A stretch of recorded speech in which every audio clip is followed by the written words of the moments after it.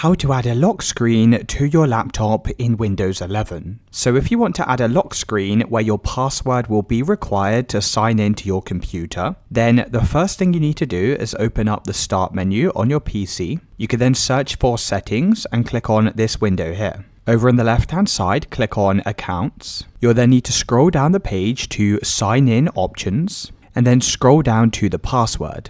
Now, in order to make the lock screen appear, you need to set up a password on your Windows computer.